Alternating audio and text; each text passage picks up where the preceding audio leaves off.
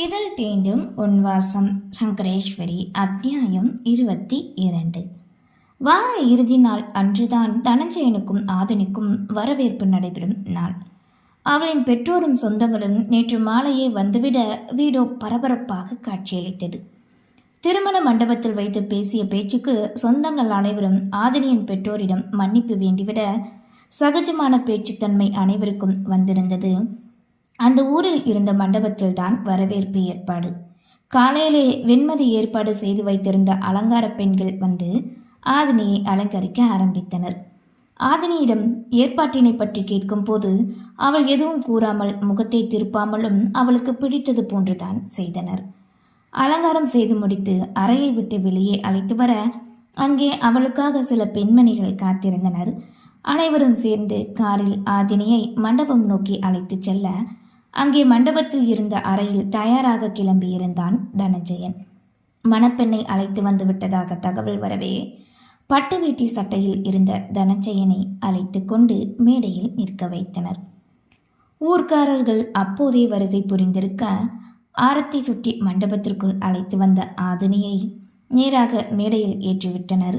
இப்போது ஜோடியாக பட்டு வேட்டி பட்டு சேலை இருவரும் மட்டுமே நிற்க போட்டோகிராஃபர் அவர்களை வளைத்து வளைத்து போட்டோ எடுத்து கொண்டிருந்தனர். தம்பி, பொண்ணு மேலே கை போடு, 2 பேரும் ஒரு புறமா சாஞ்சி நில்லுங்க, பொண்ணு கிட்ட ஒட்டி வாப்பா, கொஞ்சம் சிரிப்பா என்று புகைப்படம் எடுப்பவர் கூறவே தனஞ்சயன் அருகில் வந்தானோ தவிர அனுமதியின்றி தொடக்கூட இல்லை. அதெல்லாம் ஒன்றும் வேண்டாம், சும்மா 4 ஃபோட்டோ மட்டும் எடுப்பா என்க போட்டோகிராஃபரோ விட்ட பாடில்லை. மேலும் துருவவே அவனோ சங்கோஜமாக ஆதினியை காண அவளோ சம்மதமென தலையசைக்க அதன் பின்னே தோளில் கை போட்டான். சில புகைப்படம் எடுத்துக்கொண்டிருக்கும் போதே ஊர்க்காரர்கள் வாழ்த்து வர ஆரம்பித்தனர். ஜோடியாக நின்று இருவரையும் கண்ட கார்முகிலனுக்கு சந்தோஷமாக இருந்தாலும் தன்னவளை எண்ணி வேதனை கொண்டான். நீ இங்கே ஜோடியா ஃபோட்டோ, அதுவும் சந்தோஷமாக எடுத்துக்கிட்டு இருக்க. அங்கே ஒரு பொண்ணு உன்னை பல வருஷமாக காதலிச்சு உசுரோட கடைசி விளிம்ப போய் தொட்டுட்டு வந்து கிடக்கு. பாவம், எப்படித்தான் இதுலேருந்து வெளியே வர போகிறாளோ. கவலைப்படலை இளவரசி, யார் உன்னை வெறுத்தாலும் உன்னை ஒதுக்குனாலும் நான் உனக்கு எப்பவும் துணையாக இருப்பேன்டி. என் காதல் உண்மைன்னா உன்னை என்கிட்ட நிச்சயமாக சேர்க்கும் மனதிற்குள் நினைத்து கொண்டு வேலையை பார்க்க சென்றான். என்ன கந்தவேலு, மூத்த மகனுக்கு தான் சென்னையில் வச்சு கல்யாணம்னு கேள்விப்பட்டோம் எல்லாரும். இப்போ என்னன்னா 2வது மகன் கல்யாணம்லாம் பண்ணிட்டு வந்திருக்கான். என்னப்பா, என்னாச்சு? அவனுக்கு தான் பொண்ணு பார்த்துக்கிட்டு இருந்தோம். அவன் ஏதோ இன்னும் மேலே படிக்க போகிறேன்னு சொல்லி வெளிநாடு பார்த்து பறந்து போயிட்டான். இவனும் இந்த பிள்ளைய 3 வருஷமாக காதலிச்சுட்டு இருந்திருக்கான், எங்களுக்கே தெரியாமல். சரி, அவனுக்காக காத்துக்கிட்டு இவன் வாழ்க்கையை கடத்த முடியாதுல்ல, அதான் சட்டு புட்டுன்னு கல்யாணத்தை வச்சாச்சு. அது சரிதான். அப்புறம் பின்னாடி மூத்த மகனுக்கு ஏன் கல்யாணம் முடியலன்னு பிரச்சனை வந்துடாமப்பா. எவனும் பொண்ணு கொடுக்காம போயிட போகிறான். படிச்சிருக்கான்ல சித்தப்பா, பிள்ளைக வாழ்க்கையை அவங்களே பார்த்துக்கிடட்டும். நீங்கள் உள்ளது போங்க, போய் ஆசீர்வாதம் பண்ணுங்க பிள்ளைகளை.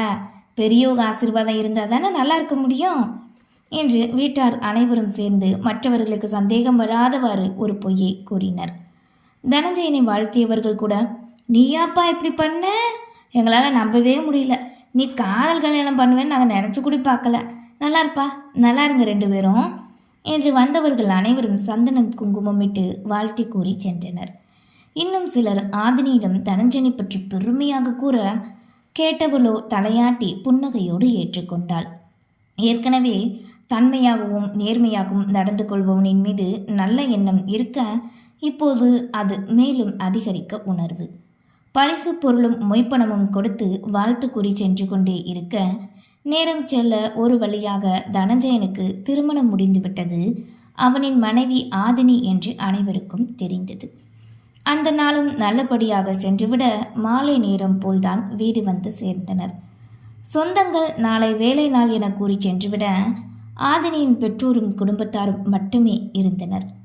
சமந்தி, என் பொண்ணுக்கு செய்ய வேண்டிய சீர்வரிசை, நகை, ரொக்கம் எல்லாமே என்று ஜனார்த்தன் கூற வர, இதை பற்றியெல்லாம் எதுக்கு இப்போ பேசிக்கிட்டு, எங்ககிட்ட இல்லாததா இல்லை உங்ககிட்ட இல்லாததா சொல்லுங்க, விடுங்க சமந்தி என்று அத்தோடு அந்த பேச்சினை முடித்துவிட அனைத்தும் சுகமமாக முடிந்தது போன்று இருந்தது. ஊராரின் முன்னே பேச்சுக்கள் வராது இருந்ததில் கந்தவேலுக்கும் சற்று நிம்மதி உணர்வு.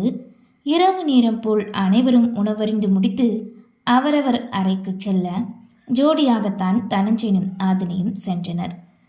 கதவினை திறந்ததுமே முதலிரவுக்கான அலங்காரம்தான் அவர்களை வரவேற்றது. நடக்காத ஒரு காரியத்துக்கு 2 தடவை ஏண்டா ரெடிபடி நோகடிக்கிறீங்க? மனதோடு புலம்பிக் கொண்டவனோ மனைவியை கண்டான். அவனும் அவளைத்தான் காண, எல்லாம் எங்கள் அக்கா மாமா பண்ணதா இருக்குங்க. எங்க தெரியுது, விடுங்க, அப்படியே இருக்கட்டும். உங்களுக்கு ரொம்ப டயர்டாக இருக்கும், நான் படுத்துக்கிறேன், மார்னிங் பார்க்கலாம். 5 நிமிஷம் வேலை தாங்க, இப்போவே நான் க்ளீன் பண்ணிடுறேன். பரவாயில்லங்க, நீங்கள் போய் படுங்க என்றதும் அவனும் சரி என கூறி வழக்கம் போல் தன்னுடைய பாய் தலையணையை எடுத்துக்கொண்டு மாறி ஏறி விட்டான். உடை மாற்றி படுக்கையில் வந்து படுத்த ஆதினிக்கு தனஞ்சயனின் செய்கை மற்றவர்கள் கூறியது இதனை பற்றியே நினைத்து நித்திரை கொள்ள ஆரம்பித்தாள். மறுநாள் ஆதவன் விடிந்து சில்லென தன் கரத்தினை தனஞ்சயனின் மீது வீச அதனை உணர்ந்தே எழுந்தான். எழுந்து சோம்பல் முறித்து பாயை மடக்கி எடுத்துச் செல்ல பக்கத்து மாடியிலிருந்து அதனை கவனித்தாள் வள்ளி. காதலிச்சு கல்யாணம் பண்ணிக்கிட்டாங்க தான் ஊர் முழுக்க பேசிக்கிறாங்க. ஆனால் இந்த அண்ணன் நடவடிக்கையை பார்த்தா அப்படி தெரியலையே. கல்யாணம் முடிஞ்சதுலேருந்து இப்படித்தானே படுத்துக்கிட்டு இருக்கு. வெளியில் கூட 2 பேரும் ஜோடி எங்கேயும் போகலையே, என்னவா இருக்கும்?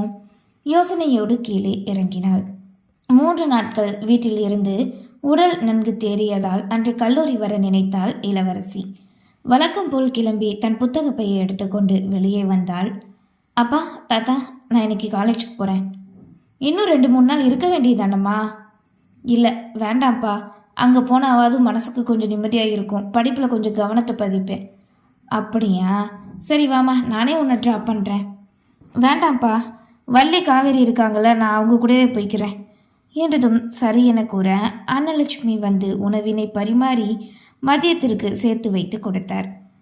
உண்டு முடித்து உணவினை வாங்கி கொண்டு கிளம்ப குடும்பத்தார் தான் மகளை எண்ணி வேதனை கொண்டனர்.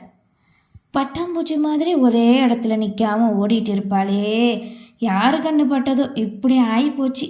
இருந்த இடமே தெரியாத மாதிரி நடந்துக்கிறாளே. தாத்தா புலம்ப, விடுங்க மாமா, கொஞ்ச நாள் எல்லாம் சரியாயிடும் என கூறிய மருமகள் மாமனாரினை சாப்பிட அழைத்து சென்றார். கல்லூரி பேருந்திற்காக மூவரும் காத்திருக்க வள்ளி யோசனையோடு மெல்ல பேச்சினை எடுத்தாள். எனக்கு என்னமோ ஏதோ சரியில்லைன்னு தான் தோணுது. என்னடி சொல்ற? தலையும் இல்லாமல் வாழும் இல்லாமல். தனஞ்சய அண்ணனுக்கு இது காதல் கன்னியாலன்னு தான் நினைக்கிறேன். இப்போ எதுக்கு அதை பற்றி பேசிக்கிட்டு? அவனை பற்றின பேச்சை எடுக்காத வள்ளி. நான் மறக்க நினைக்கிறத நீ ஏன் ஞாபகப்படுத்துகிற? நான் உன் ஃப்ரெண்டாக இருக்கணும் அப்படின்னு என்னை இதை பற்றி நீ பேசாத என்கிட்ட என கூற வரும் முன்னே முற்றுப்புள்ளி வைத்து விட்டாள் இளவரசி. அன்று மாலை நேரம் போல் ஆதினியின் வீட்டார் கிளம்ப வழி அனுப்பி வைத்தனர்.